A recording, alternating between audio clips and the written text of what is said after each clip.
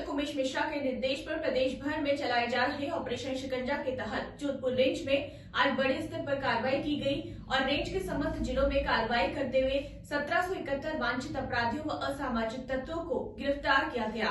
Jodhpur range IG जय नारायण सिंह ने बताया कि ऑपरेशन शिकंजा के तहत आज रेंज के 6 जिलों के पुलिस अधीक्षक ने अपने अपने जिले में विशेष अभियान चलाया। इनमें 1150 पुलिस अधिकारियों और जवानों की 298 टीमों ने 1082 स्थानों पर दबिश दी। इस दौरान अलग अलग मामलों में वांछित 1771 आरोपियों को गिरफ्तार किया गया है।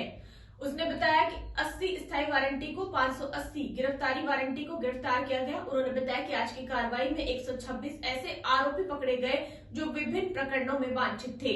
कार्रवाई के दौरान अवैध हथियार रखने वाले आरोपियों के खिलाफ 15 प्रकरण दर्ज किए गए हैं। वहीं उनके कब्जे से 4 पिस्टल, 11 धारदार हथियार बरामद किए गए। वहीं अवैध शराब का व्यवसाय करने वाले एनडीपीएस में वांछित आरोपियों को भी गिरफ्तार किया गया है। क्या कुछ रहा विशेष रेंज में?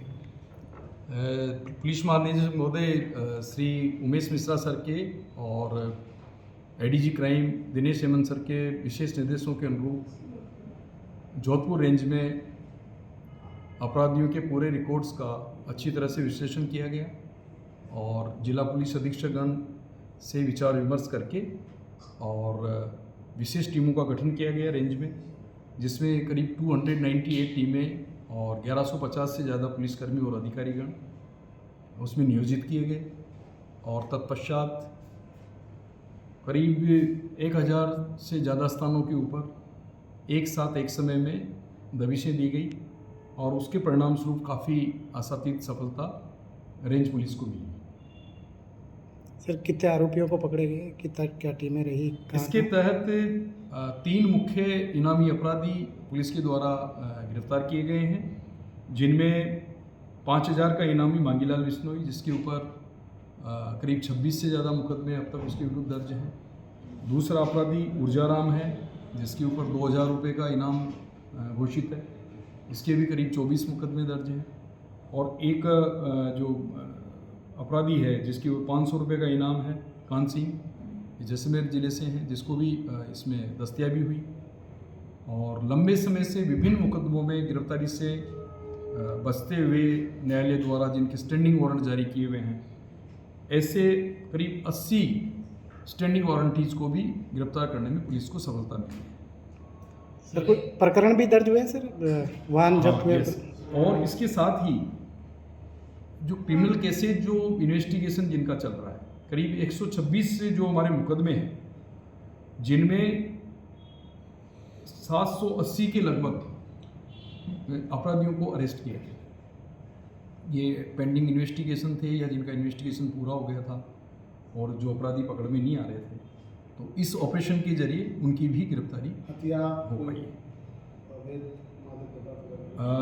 इसके साथ ही यदि अपन टोटल के हिसाब से देखें तो करीब 1770 से ज़्यादा अपराधी इसमें गिरफ्तार हुए हैं या निरुद्ध किए पूरी रेंज एक साथ। हमारी 6 जिले हैं। सर्किल्स वो सारी फिगर में अलग से लेंगे तो आपको दे दूंगा पूरा फिगर। एक्साइज एक्ट के 9 प्रकरण दर्ज हुए हैं जोधपुर ग्रामीण में।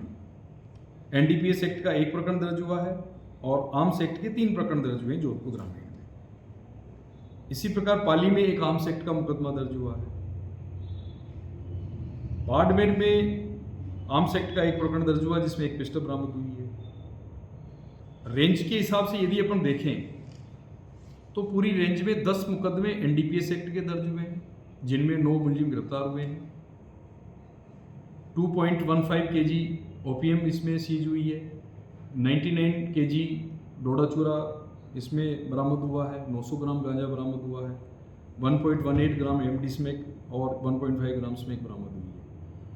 एक्साइज एक्ट के मुकदमों को देखा जाए तो 82 प्रकरण एक्साइज एक्ट के दर्ज हुए हैं, जिनमें 83 मुलजिम को इसके अंदर जो है गिरफ्तार किया गया है। इसमें 2414 पवे हैं, 88 बोतल हैं, 118 लीटर हथकड़ शराब है और 10,000 लीटर घोष को नष्ट किया गया है।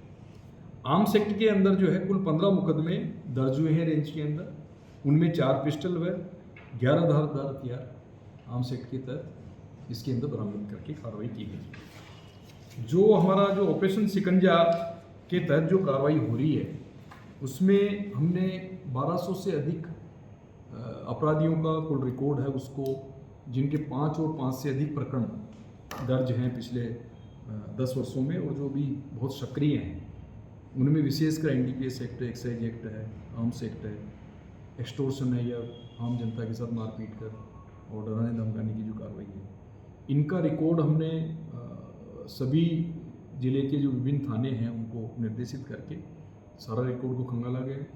और फर्स्ट फेज के अंदर जो है हमने अभी 103 चिन्हित करके उनकी हिस्ट्री शीट खोली जा चुकी है। फर्स्ट फेज के अंदर जो मोस्ट एक्टिव हैं उनकी हिस्ट्री शीट भी हमने खोली है ताकि उनकी गतिविधियों के ऊपर अच्छी तरह से निगरानी रखी जा सके। सेकंड फेज में और एनालिसिस हो रहा है जिसमें जो एक्टिव क्रिमिनल्स हैं उनकी हिस्ट्री शीट खोली जाएगी। हिस्ट्री शीट खोले जाने का जो सबसे ज़्यादा जो आम जनता को रिलीफ मिलता है वो ये है कि ऐसे अपराधियों के ऊपर सतत निगरानी पुलिस के द्वारा रखी जाती है और आवश्यकता अनुसार उनके विरुद्ध यदि सक्रियता होती है तो उनको प्रिवेंटिव सेक्शंस के अंदर उनको 110 CRPC में पाबंद किया जाता है। अगर बहुत एक्टिव हैं तो गुंडा एक्ट के अंदर अगर आते हैं तो गुंडा एक्ट में कार्रवाई होती है, राजपासा में होती है, NSA में होती है। जैसी परिस्थितियाँ उस बात के स्तर की होती है उसी के अनुरूप प्रिवेंटिव सेक्शंस में भी पुलिस के द्वारा प्रभावी कार्रवाई की जाती है। ये जो हमारा अभियान है ये हमारे जो पुलिस महानिदेशक महोदय श्रीमान उमेश मिश्रा सर और ADG crime Dinesh Hemant sir के द्वारा पूरे राजस्थान में अभी जो सक्रिय अपराधी हैं उनके विरुद्ध प्रभावी कार्रवाई के निर्देशों के तहत कार्रवाई की जा रही है। अभी हाल ही में मैंने जोधपुर रेंज के IG के रूप में ज्वाइन किया है, तो हमने पूरे रिकॉर्ड का अच्छी तरह से विश्लेषण करके और किस प्रकार से इस रेंज में जो सक्रिय अपराधी हैं जिनकी वजह से NDPS एक्ट है, एक्साइज एक्ट है, आर्म्स एक्ट है और आम जनता को जो शांति भंग करने के जो प्रयास होते हैं इनके ऊपर प्रभावी कार्रवाई का हमने प्रयास किया है।